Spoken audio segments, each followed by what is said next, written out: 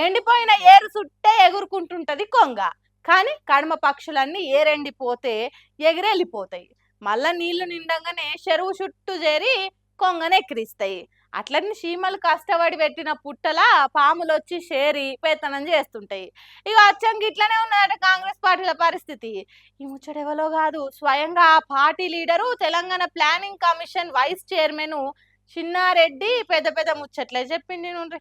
అయినోళ్ళకు ఆకుల్లా కానోళ్ళకు కంచాల పెట్టినట్టే చేస్తున్నారు. Cutter Congress party లీడర్లకు ఇక్కడ ఇల్వ లేదు. పొరుగింటి పుల్లకూరని తెగమెచ్చుకొని మెడల మీద వేసుకున్నారు. కెట్లు వాళ్ళకే, మంచి మంచి పదవులు వాళ్ళకే, మా మీద పెత్తనం వాళ్ళకే. ఇంకెన్ని రోజులు భరించాలి, ఇంకెంతకాలం భరించాలన్నట్టు విరక్తి చెందినట్టే మాట్లాడుతున్నాడు చిన్నారెడ్డి సార్. ఇట్లా కాంగ్రెస్ పార్టీ జెండా పట్టనటువంటి వ్యక్తిని గతంలో కాంగ్రెస్ పార్టీలో ఉండి 10 సంవత్సరాలు టీఆర్ఎస్ ప్రభుత్వం ఉంటే ఆ పార్టీలో పోయి అన్ని సంపాదించుకుని మళ్ళా వచ్చిన వాళ్ళకి వేసినారు. ఇదా కాంగ్రెస్ పార్టీ, ఇదా రాజకీయం. గన్పూర్ కూడా అదే మాట జరిగింది. ఇన్ని తప్పులు చేస్తున్నా మేము భరించి ఊరుకుంటున్నాం.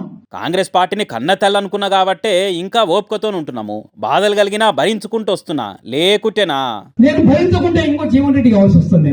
అయిందా? కాంగ్రెస్ నుంచి ఇంకో వికెట్ పడిపోబోతున్నదా అనుకునేరు. ఎందుకంటే మరో జీవన్ రెడ్డి కావాల్సిందే అన్నట్టు ఎదుర్కొన్న కార్యకర్త ఎవరో అనే వరకు వద్దు, నన్ను బయటకోమంటా కాంగ్రెస్ పార్టీకి వెళ్ళి. వద్దు, కాంగ్రెస్ పార్టీ నాది, నేను బయటికి పంపిస్తా కానీ కాంగ్రెస్ పార్టీ నాది, కాంగ్రెస్ పార్టీ నాది. నా రక్తాన్ని చెమటోడ్చి పార్టీ నిర్మాణం చేశాను నేను వనపర్తిలో. అంతే. కష్టపడి కట్టుకున్న ఇంట్లోకి ఎవరో వచ్చిరని మనం బయటికి పోతామా? ఇంట్లోకి వచ్చినోనే తరిమి కొట్టాలి.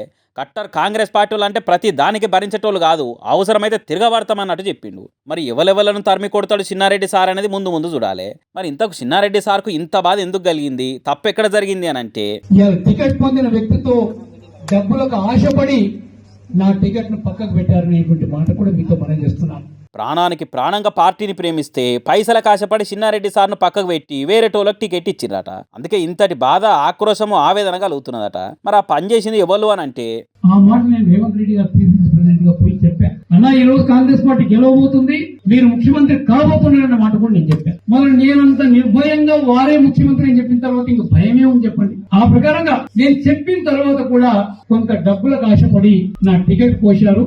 ఇలా నా 48 సంవత్సరాలు నిర్మాణం చేసుకున్న రాజకీయ జీవితాన్ని ఒక్క వేటుతో కింద పడేశారనేటువంటి మాట కూడా మీతో నేను మనం చేస్తాం.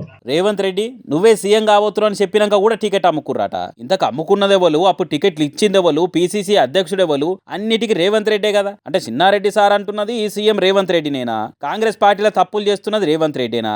వాటినే భరిస్తున్నాడా చిన్నారెడ్డి? అయినా జీవన్ రెడ్డి తీరుగా కాకుండా కట్టర్ కాంగ్రెస్ లీడర్ గానే ఉంటా అంటున్నాడా? ఇంతకు చిన్నారెడ్డి ఎవలను తిట్టిండు, ఎవలను ఎన్కేసుకొచ్చిండు అనేది ఆ సార్కే ఎరుకుండాలి. కానీ కాంగ్రెస్ పార్టీని చెదపురుగుల తీరుగా తింటున్న బయట నుంచి వచ్చిన వాళ్ళను చిన్నారెడ్డి ఏ తీరుగా బయటకే ధరుముతాడు? తప్పులు చేస్తున్న వాళ్ళ నుంచి కాంగ్రెస్ పార్టీని ఎట్లా కాపాడతాడు అనేది ముందు చూడాలిగా.